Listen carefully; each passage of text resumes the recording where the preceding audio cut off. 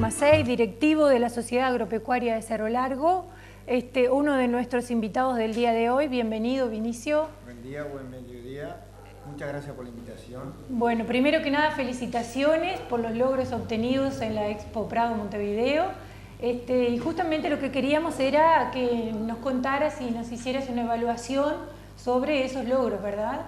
Bueno, muchas gracias de vuelta por la invitación. Llevamos animales, una oveja y corderas y carneros, que son de transferencia de embriones. Tenemos un laboratorio en el establecimiento. Y bueno, llevamos muy entusiasmados porque sabíamos que eran animales realmente buenos. Yo tengo un dicho que es para uno bueno y otro mejor.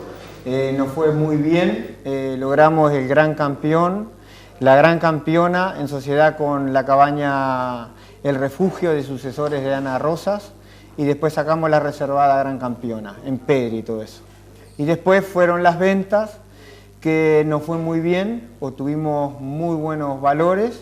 Para el momento lo compró la cabaña Estancia Chica de Jacqueline Wood, junto con un paraguayo, que a los paraguayos le venimos vendiendo todos los años genética que se la están llevando para ese vecino país.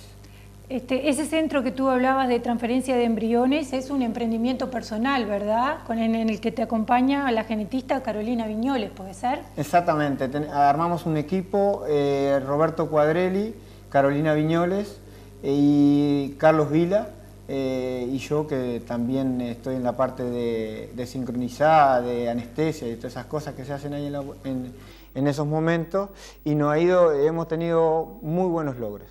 Bien, entre ellos la exportación, como lo estaba diciendo.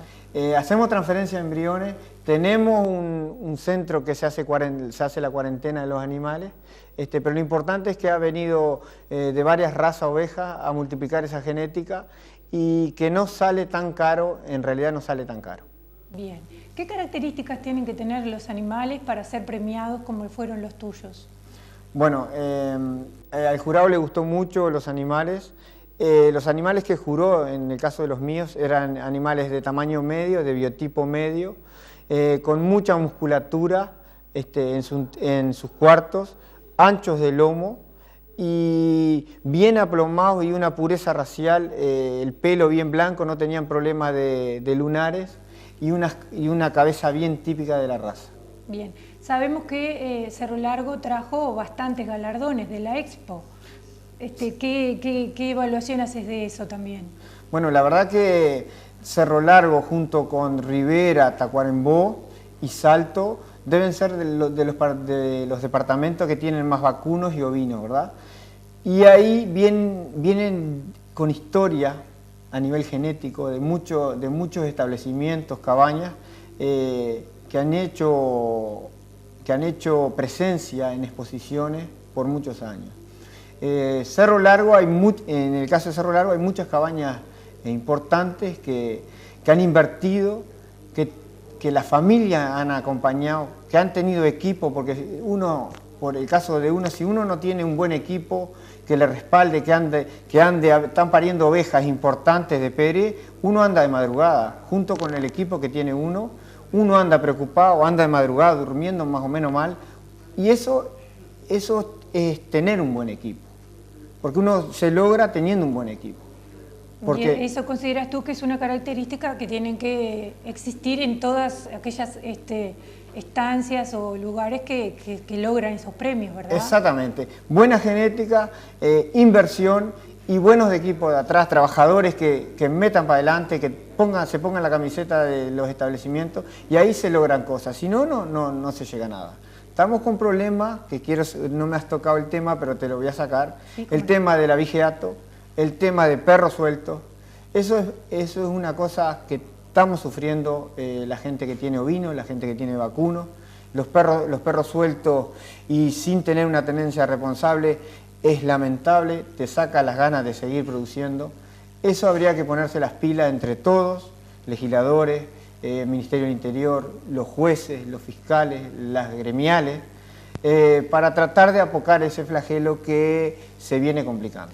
Este tema viene siendo complicado desde, por lo menos para mi conocimiento, capaz que estoy equivocada, desde finales del año pasado, mediados del año pasado, en el que por lo menos yo tuve conocimiento de abigeato tanto en tus campos como en los campos aquí cercanos a Melo, 8 kilómetros, de Boquín, Manini Ríos. Digo, y no ha variado para nada, no ha mejorado para nada ese tema entonces. No, viene mejorando. ¿Cómo no?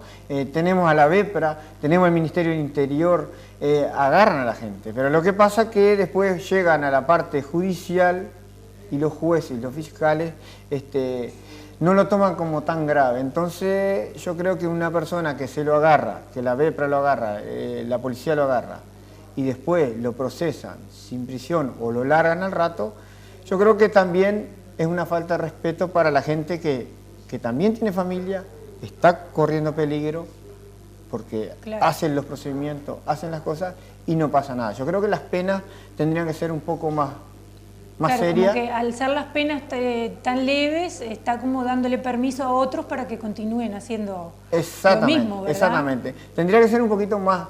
Tenía que ser más... Si los derechos humanos es para la gente derecha.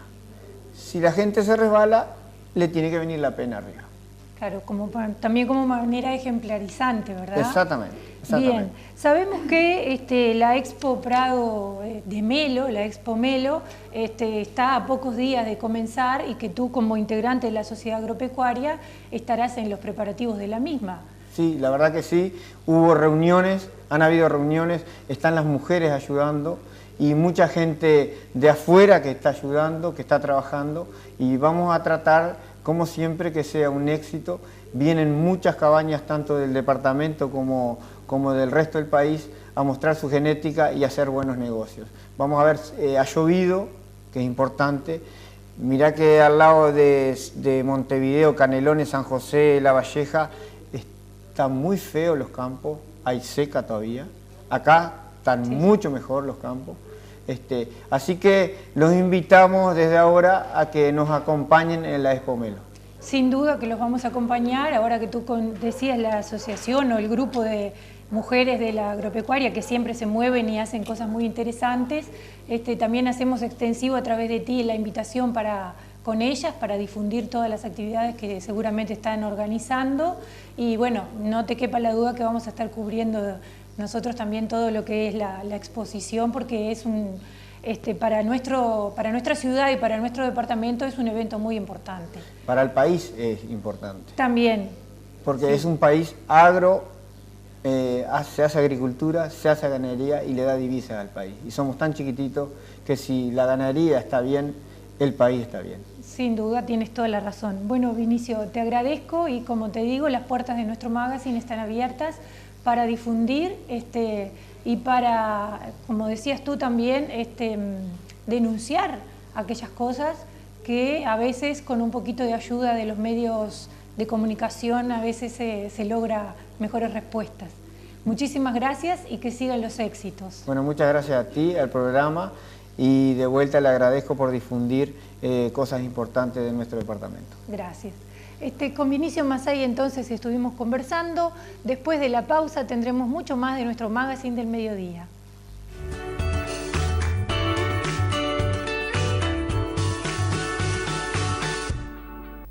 Y bien amigos, continuamos el magazine del mediodía. En instantes ya vamos a tener a una de las maestras de Cerro Largo en nuestro programa en el Día del Maestro.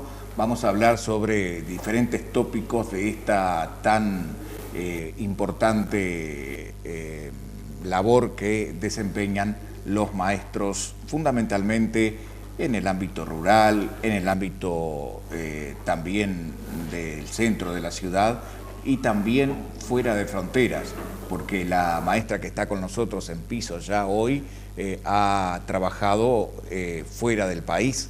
Sobre todo esto vamos a estar hablando en instantes nada más. Ahora la primera columna de esta tarde es con Miguel Mestre. Gracias Miguel por aceptar nuestra invitación nuevamente. Hoy el tema pasa fundamentalmente por uno de estos importantes temas que hemos desarrollado en el transcurso de estas columnas.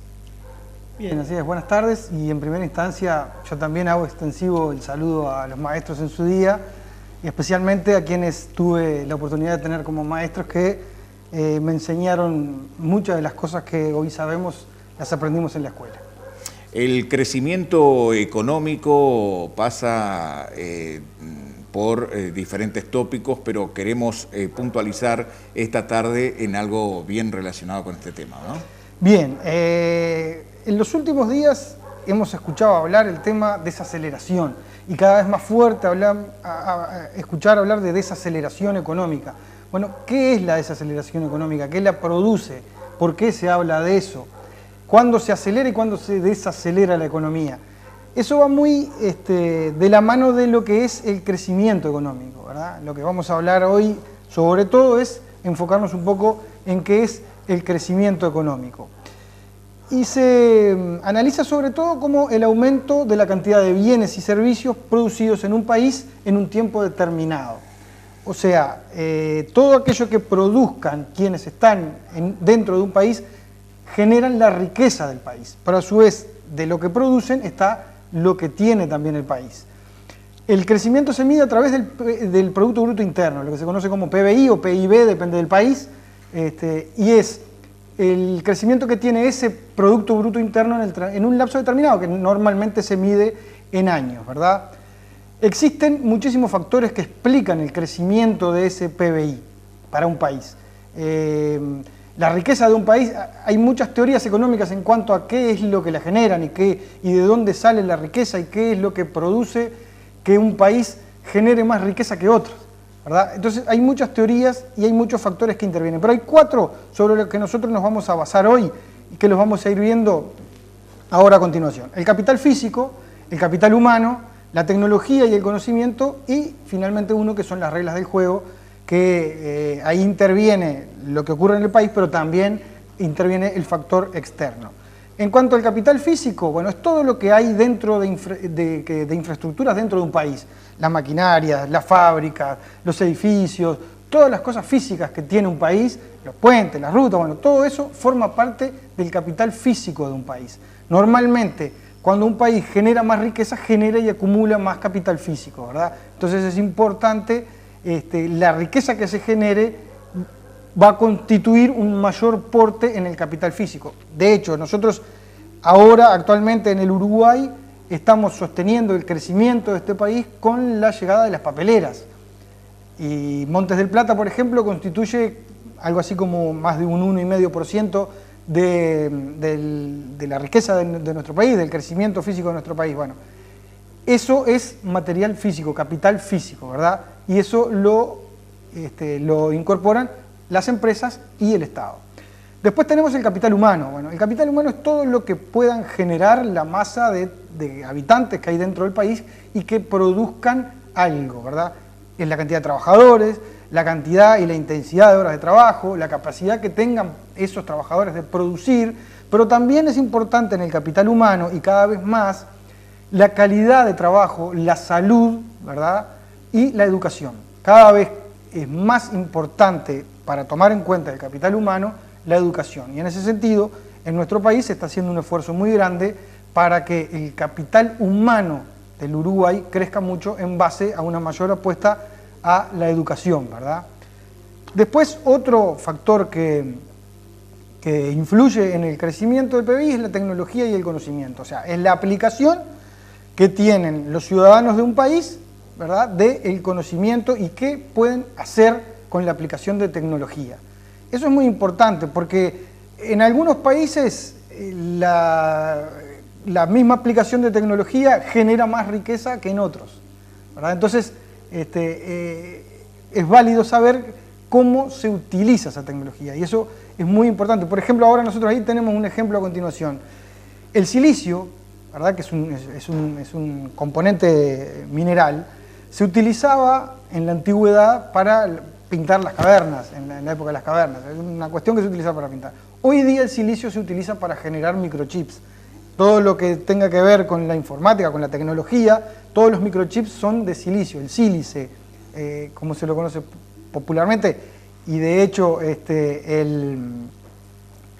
En Estados Unidos, donde se destaca toda la producción informática, es el Valle de Silicio, o algo así se llama, Silicon Valley, ¿verdad? Entonces ahí es donde se genera toda esa riqueza de conocimiento informático que después excede a todo el mundo. Entonces, un mismo material puede ser utilizado de diferentes maneras. Entonces, esa aplicación de la tecnología a los recursos hace también formar parte del crecimiento y de la riqueza. Y por último, tenemos las reglas de juego. Comúnmente y de acuerdo a las teorías económicas, en esto como todo hay diferentes puntos de vista. Las reglas de juego son todo lo que determine institucionalmente un país para que se desarrolle toda la coordinación entre el capital físico y el capital humano y la aplicación de esa tecnología. Y ahí va todo lo que un país puede aportar en cuanto a transparencia, a la no corrupción, a la capacidad de sus gobernantes de hacer llegar las políticas con mayor efectividad a sus ciudadanos, que tengan una mayor libertad para el trabajo, una mayor calidad del trabajo. Entonces, las reglas de juego interviene todo eso. Y esos 4 factores, el capital humano, el capital físico, el capital humano, la aplicación de tecnología y conocimiento y las reglas de juego son lo que intervienen en el crecimiento del PBI o Producto Bruto Interno. Seguimos. Hay una frase que muy comúnmente utilizan los economistas que dice que la riqueza de las naciones viene de organizar todos esos factores de la manera más eficiente posible, ¿verdad?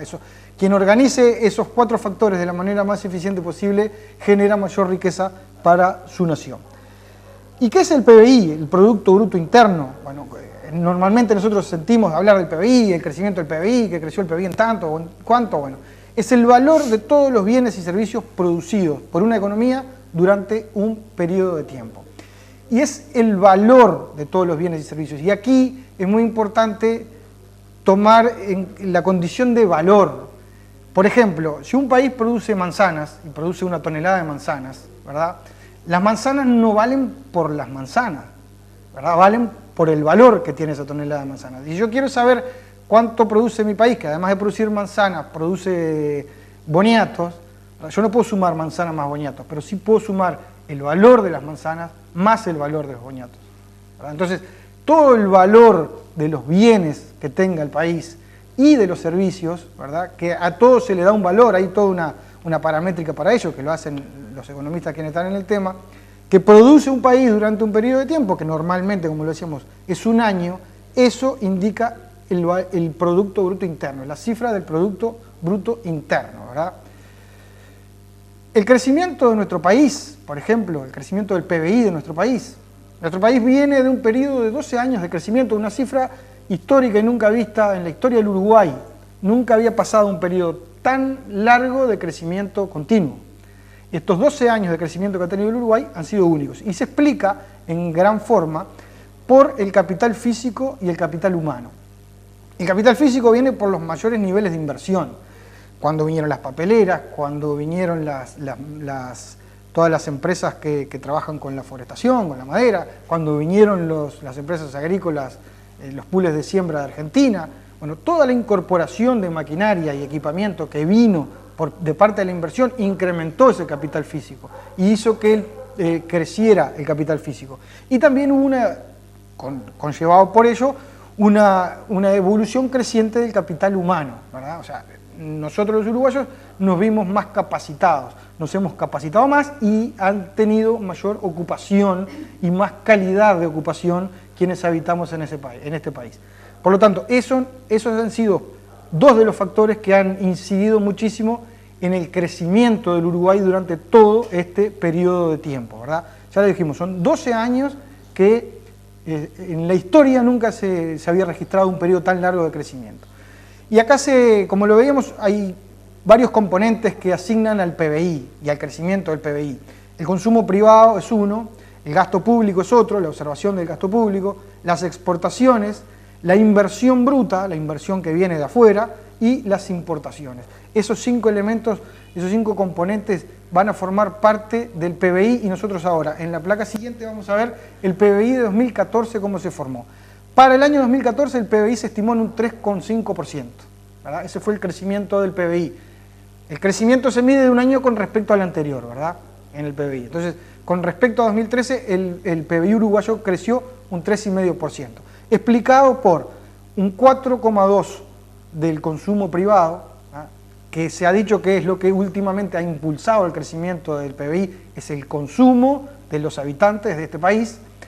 El gasto público explica un 2,5% del crecimiento de ese PBI, las exportaciones un 1,9%, la inversión bruta tuvo una retracción en el año 2014 de un 1,2% y las importaciones generaron un 0,5%.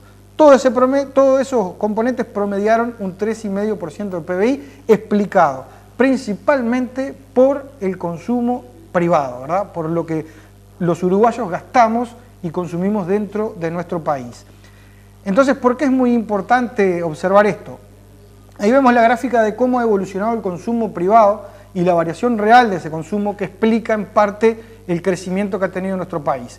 Y ahí vemos desde el año 2007 hasta el año actual cómo se ha comportado el crecimiento con algunos picos excepcionales como el año 2010. Pero claramente vemos que desde el 2011 hasta hoy ha venido cayendo. Entonces, la economía que venía creciendo a un ritmo promedio en los últimos 10 años de un 6%, empezó a crecer mucho más lentamente. Hay varios factores que confluyen en ello. Uno de ellos es que se ha desacelerado el consumo. O sea, los uruguayos estamos consumiendo menos.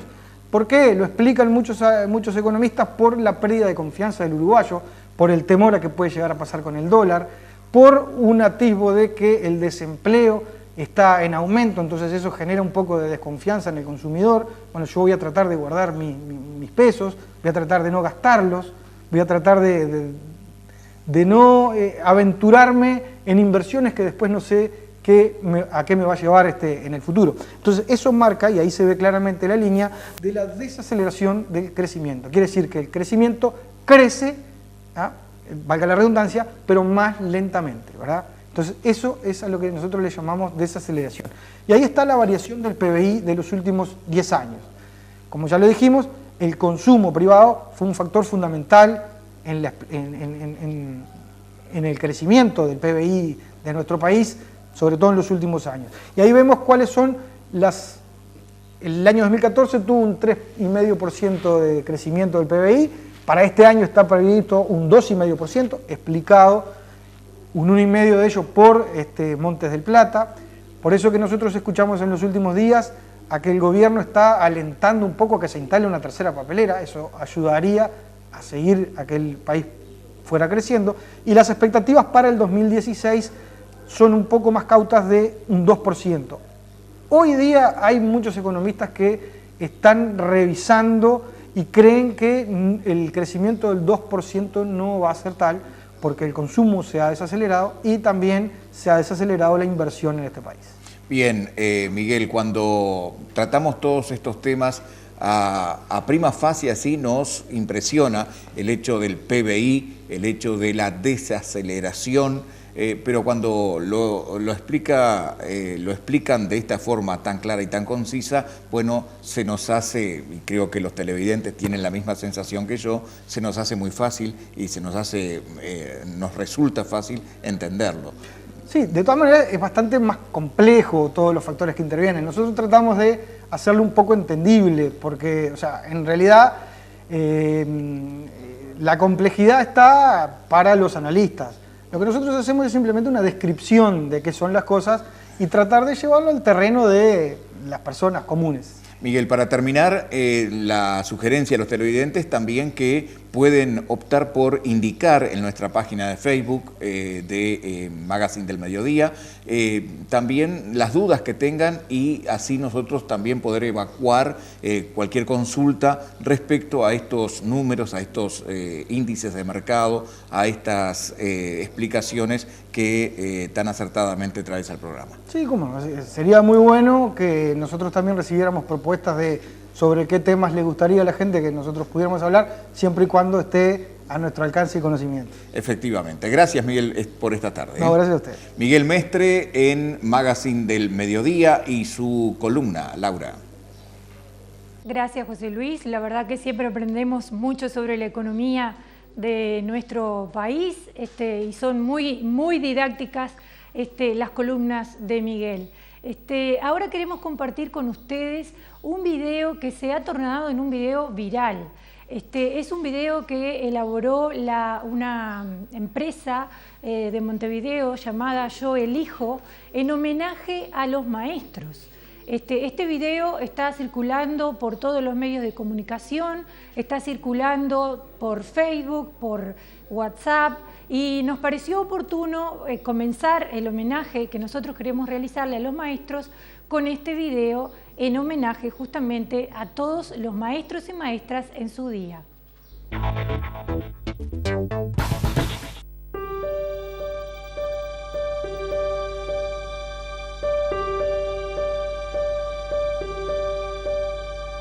Mi maestra se llama Marita.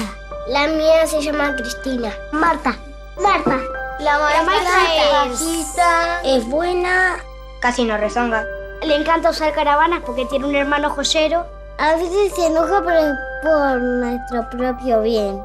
Nos enseña matemática y ciencias. Sumas, restas, por ejemplo, 18 más 18, 16. Dios, no. 18. La maestra nos leyó La tortuga gigante.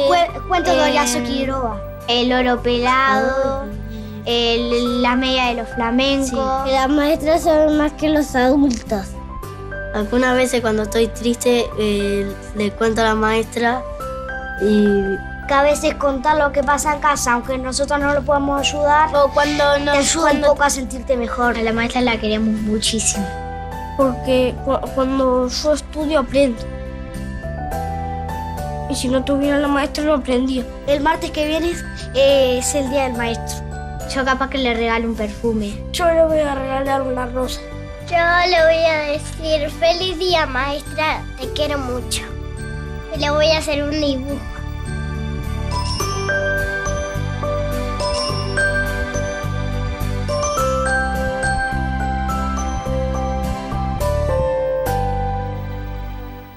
El Día del Maestro se celebra todos los años un 22 de septiembre, un día como el de hoy. Es un día muy importante para todos aquellos que desempeñan un papel esencial en nuestra educación y nuestra cultura. Por eso, en la parte final y como broche de oro de este 22 de septiembre, queremos dedicarles estos minutos que ya han comenzado a homenajear a los maestros. Y hemos citado a piso para nuestra segunda entrevista central de esta tarde a la maestra Lilian Castro. Maestra, buenas tardes, bienvenida y feliz día. Muchas gracias, José Luis.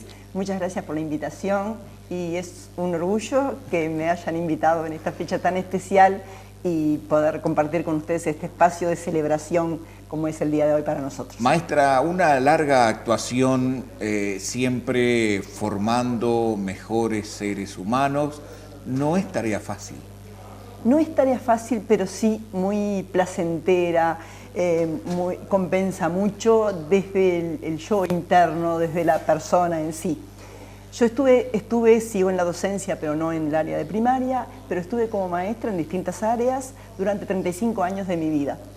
Y siempre digo que a esta altura, después que cerré el ciclo de primaria de alguna manera, la gran satisfacción es encontrarme con todos mis exalumnos que me reconocen, te saludan y tienen ese afecto que uno lo sembró, es decir, es cosechar lo que sembré y vaya siembra cuando se trata de este tipo de cosas, ¿no? Del área de la formación, de la persona, fundamentalmente, más allá de los conocimientos que integramos. Maestra, has dicho que 35 años de tu vida has dedicado a esta docencia y esta forma muy especial de enseñar.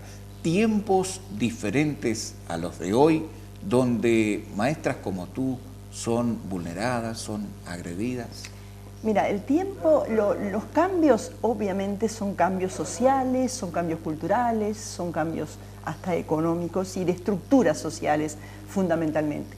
Yo tuve la suerte de permanecer 25 años en la misma escuela, en la escuela número 10, en la que estuve en distintos cargos, pero que fundamentalmente pude apreciar a través de ese periodo el cambio, la evolución de una misma zona, donde generalmente permanecían las mismas familias por mucho tiempo. Estamos hablando de un contexto social crítico. Exacto, es lo que ahora llamamos un contexto sociocultural vulnerable. Siempre fue, lo sigue siendo, pero el tema fue, el cambio fue en los alumnos, fundamentalmente en la estructura familiar diferente. Nosotros sabemos que quizá cuando empecé allá por 1981, valga la fecha, en la escuela 10, ahí las familias estaban estructuradas, la sociedad del entorno familiar de la escuela era diferente, y ahora, en las últimas décadas, estuve más de 2 décadas allá adentro, era de una estructura diferente, como lo es de toda la sociedad. Las familias monoparentales, los padres y las madres trabajando todo el día fuera de la casa, el niño con otro enfoque desde ese punto de vista, es decir, no tenía tanto el asistencialismo y ni lo de la familia, de la presencia familiar, el seno familiar, eso que nosotros quizá tengamos en la mayoría la idea de la familia, del padre, la madre haciendo leer, corrigiendo los deberes, etcétera, etcétera. Hablamos de una maestra con muchos años en la escuela número 10, hablamos de una maestra con niños, pero hablamos de una maestra también dando clase en la cárcel, por ejemplo. Sí, la experiencia de la cárcel fue fundamentalmente con otra compañera que allí se hacía el trabajo con los reclusos que trabajan, cursan el ciclo de educación primaria adentro, privados de libertad, y que es una cosa totalmente diferente porque los que allí están, obviamente, por motivos hay, pero también motivos de vida diferente y gente con distintas expectativas, con distintas experiencias, con distintas necesidades, más allá de lo netamente cognitivo, de los conocimientos, desde el punto de vista de asistencia, de afectividad, de acompañarlos aunque obviamente es una situación muy especial. Y son personas muy especiales en cuanto a tratarlos. La experiencia que tuve fue que eran abiertos, eran personas, todos ellos y estaban ansiosos, quizá porque era una actividad diferente dentro del pasarse. ¿Y sale satisfecha una maestra después de dar clases en la cárcel, a privados de la libertad? Sí, porque por 2 razones. Una práctica que es, lo estoy ayudando a que acorte su pena si está arrepentido de lo que hizo o si hay alguna, leer detrás, de pronto sí tiene expectativas de vida diferente, de insertarse nuevamente en la sociedad con otra mirada, no aquella por la cual está ahí adentro. ¿Desde la docencia se nota arrepentimiento en la población reclusa? Sin dudas, es decir, hay personalidades diferentes también, ¿verdad? Hay aquellos que uno a la larga se da cuenta que hay un engaño, tratar de engañar, yo quiero estar en esto porque tratan de mostrarse como unos gentleman cuando en realidad no lo son. Pero ahí se nota en el transcurso del tiempo, en contacto con ellos, que hay gente que está arrepentida o que quiere. Y yo siempre comentaba con el director de ahí, le decía, qué bueno lo de que sea como están haciendo ahora, ¿verdad? Que tengan asistencia no solamente educativa, sino social, psicológica, porque yo siempre apuesto que el ser humano siempre puede corregirse, siempre puede transformarse, educarse. Nadie nace esencialmente malo. Y una docencia maestra que también pasa por visitar y estar trabajando en el Solar de Artigas, en Paraguay, que no es cosa menor. Bueno, una gran satisfacción haber podido trabajar en el exterior. De hecho, es la única escuela en el mundo, el único país en el mundo que tiene una escuela fuera de sus territorios. Exactamente. Aunque el territorio es uruguayo porque es como una embajada, ¿verdad? El territorio uruguayo fue donado para eso. Es una experiencia muy linda, muy enriquecedora. Es un trabajo con una sociedad bien diferente, que tiene características diferentes, puso historia diferente. los alumnos y la comunidad educativa hermosa, realmente se hace un trabajo muy, muy lindo. Y allí se desarrolla con maestros uruguayos, programa uruguayo, obviamente que se contextualiza la geografía, la historia y lo más, algunos aspectos que obviamente tienen que ser del medio en que se desarrolla. Y una experiencia bien linda o diferente para mí como docente fue que el idioma, el lenguaje de los oficial del Paraguay es la lengua española y la lengua guaraní. Entonces yo en ese momento trabajaba en un segundo año y en primero enseñan solamente la oralidad, o sea, los chilenos trabajan solamente de forma oral, con el guaraní nombran. Y en segundo, que era mi clase, se comenzaba la parte escrita. Entonces me ponía en el fondo del salón como la mejor alumna con un libretón a escribir lo que ponía la profesora en el pizarrón, cómo se decía y qué significaba. Porque el guaraní tiene una particularidad, es autóctona. Entonces no hay... cuando nosotros estudiamos un idioma francés, tienen un origen latino, un origen germano, es decir, por asociación o similitudes a veces acá. El guaraní es autóctono, entonces no tiene ninguna asociación, es bastante difícil, nos resulta. Maestra, para terminar esta nota, el Magazine del Mediodía, hace pocos días estuvo en nuestro medio un docente de Montevideo, más conocido como actor y como humorista, pero Diego Del Grossi nos decía en una nota concedida a Magazine del Mediodía que es necesaria una reforma educativa, que es el momento de hincarle el cuchillo a la enseñanza. Varela, nos decía Del Grossi, ya lo hizo y no le fue mal. ¿Usted está de acuerdo? Sí, pienso que la reforma educativa pasa por varias cosas. El programa que se aplica es un programa de hace un tiempo, pero fundamentalmente el hecho de diversificar el rol docente. Es decir, por un lado, la capacitación docente quizá no esté, en mi modesta opinión, tan acorde a las demandas de hoy. Lo que tú mencionabas hoy de la agresión y todas esas cosas, todo eso que ha sufrido, son excepcionales los casos, pero sí se ha dado. Bueno, creo que el docente sigue siendo el pilar del entorno en el que se encuentra. Pienso que sigue siendo el referente, pienso que sigue siendo la persona para no solamente conducir los aprendizajes dentro del aula, sino el docente actualmente está conteniendo a ese niño en otros aspectos que no es de la formación docente, pero pienso que es de lo humano, y pienso que tenemos que poner esa perspectiva en lo programático, sí, y también en lo humano, que tengamos otras aperturas. Porque además siempre digo y comparo que la educación es como cuando vamos a construir un edificio, no sé nada de arquitectura, pero si queremos hacer un edificio muy alto tenemos que detenernos mucho en los cimientos. Y la educación primaria es el cimiento de la vida. Quizá algunos puedan seguir otras instituciones de nivel superior y llegar, pero si no, siguen en la escuela de la vida. Y si tuvieron una buena formación, si los cimientos están bien plantados en ese pequeño edificio que lo tomamos a los 4 y los dejamos a los 12 generalmente, si en esos años dejamos un buen cimiento, seguramente vamos a tener un gran edificio. Y ese cimiento lo construye el maestro, que no solo es maestro, sino una buena persona. Bueno, para educar hay que ser, además de hacer. Maestra Lilian Castro, feliz Día del Maestro, en su nombre a todos los maestros del departamento y del país, y muchas gracias por estar en el Magazine del Mediodía. Muchas gracias por la invitación. También mi saludo a todos los colegas, un beso grande a todos los colegas en su día, y pienso que es eso, es un día de conmemorar, de felicitarnos. Elegimos, para mí, la mejor profesión. Bien, y que todos celebremos. Maestra Lilian Castro, le agradecemos la presencia suya al Magazine del Mediodía, que en instantes nada más ya continúa en su parte final.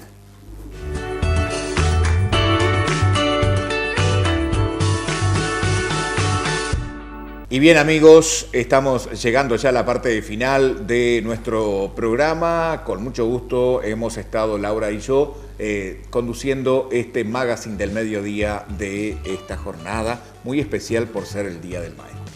Así es, y como todos los días nos vamos a despedir hoy con un tema no interpretado por una persona de acá, pero sí nos pareció oportuno compartir este tema justamente hoy. El tema se llama Maestra y es de la autoría e interpretado por Jorge Nasser. Con este tema les decimos hasta mañana. Maestra, cuánta paciencia, maestra, tan dedicada y dispuesta a enseñar, a vivir, tan nuestra, tan recta y tan pareliana, tan afectuosa y humana, que emociona decir recreo en el patio de la escuela, ronda payana y rayuela, y el otoño sin fin. La veo, está parada en la puerta, la escuela está siempre abierta para usted, para mí, maestra, sacrificada y coqueta, cuánta alegría y rabieta que le hicimos vivir, tan nuestra, cara cansada, maestra, buscando dar las respuestas, no es porque no, es porque sí. Paseo,